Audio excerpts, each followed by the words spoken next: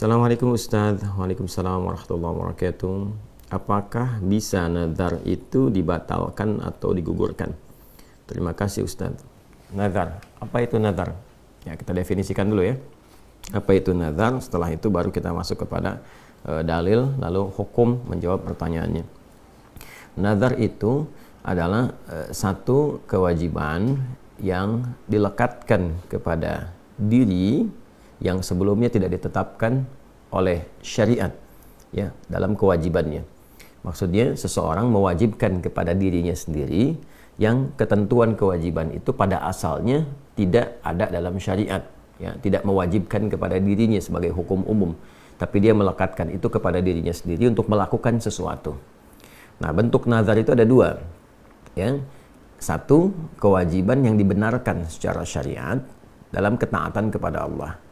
Yang kedua adalah bentuk kewajiban yang dimaksudkan kewajiban dia mewajibkan pada dirinya sendiri maksudnya, yaitu mengerjakan perbuatan yang bertentangan dengan nilai syariat atau secara bahasa syariat disebut dengan maksiat. Kita bisa cek misalnya dalam hadis Nabi Muhammad SAW yang sanadnya diriwayatkan oleh Ummul Mukminin Sayyidah Aisyah radhiyallahu taala anha di Al-Bukhari ya. Kalau tidak keliru coba dicek nomor hadis 6696 6696. Ya, haddatsana qala an Aisyah radhiyallahu taala anha ummul mukminin, dari Sayyidah Aisyah semoga Allah meridai kepada beliau, ummul mukminin ibunda kita semua, semoga Allah merahmati, memuliakan dan menjadikan yang terbaik dari beliau di samping Rasulullah sallallahu alaihi wasallam.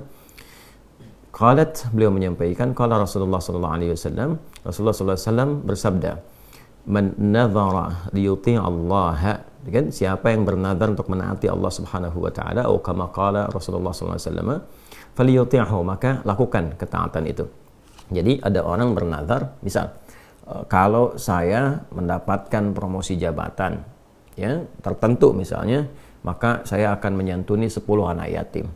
Ya, menyantuni anak-anak yatim ini kan bagian dari ketaatan kepada Allah Subhanahu wa taala, bagian yang dibenarkan dalam syariat Islam. Nah, hukumnya umum, ya kan? Tapi dia menjadikan itu mengikat untuk dirinya, dia mewajibkan. Saya pengen nyantunin anak yatim kalau saya dapat promosi jabatan, ya. Nah, sedangkan dalam Al-Qur'an kan kita temukan, ya, misalnya di surah Al-Maun itu kan wala yakhuddu 'ala ta'amil miskin fawailul lil musallin itu kan.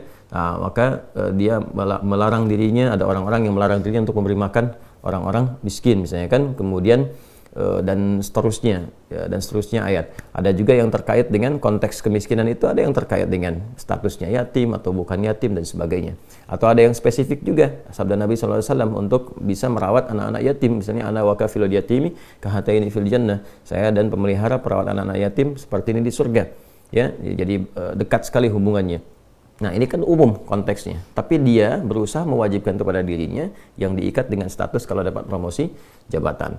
Atau misalnya yang lain, dia katakan kalau saya dapat promosi jabatan kan, dan punya kemampuan ini, saya akan menaikkan ibadah haji misalnya, atau saya akan tunaikan ibadah umrah. Umrah, haji, ya hukumnya terbuka. Kapanpun ada kemampuan, ya dia bisa lakukan. Nah, kemudian dia mengikat dirinya untuk menunaikan itu.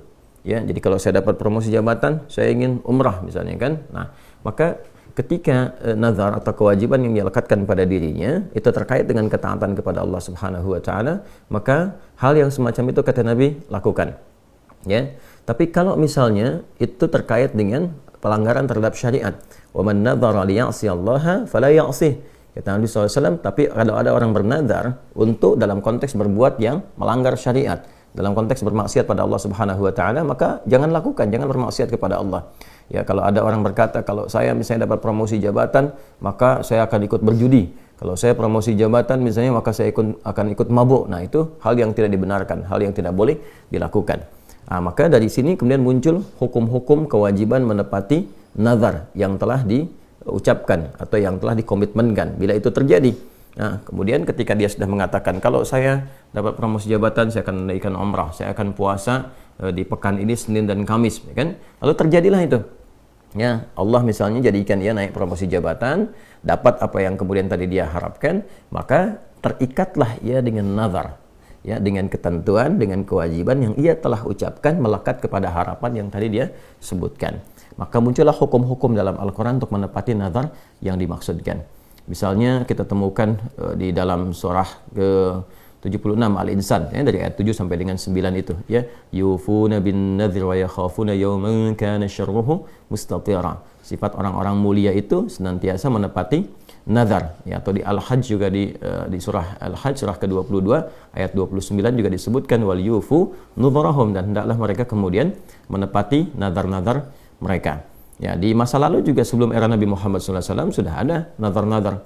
Seperti misalnya nazarnya istrinya Imran, ya istrinya Imran itu Hannah namanya. Hannah ketika mengandung itu bernazar, kalau anaknya ini lahir, ya maka yang terlahir ini saya bernazar akan didekatkan dengan Allah, dikhususkan untuk kepentingan ibadah saja, akan dirawat, diberikan tempat yang baik, khusus diinvestasikan untuk kepentingan ibadah.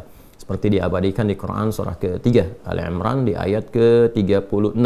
Ya, dari 35-nya, dari 35 nazarnya, 36 lahir anaknya.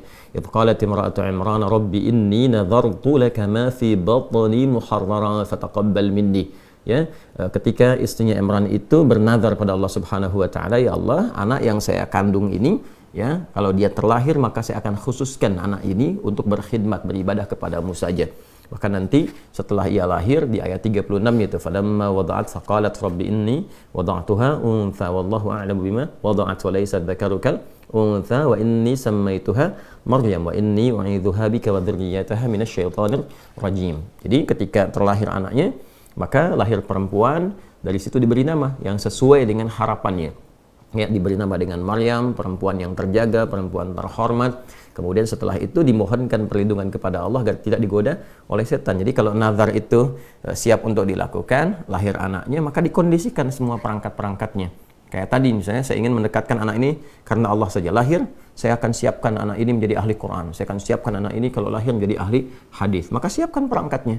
Begitu lahir beri nama yang sesuai. Misalnya Muhammad Ahlul Quran, Muhammad Hamilul Quran, Muhammad Faqihul Hadis kalau laki-laki misalnya.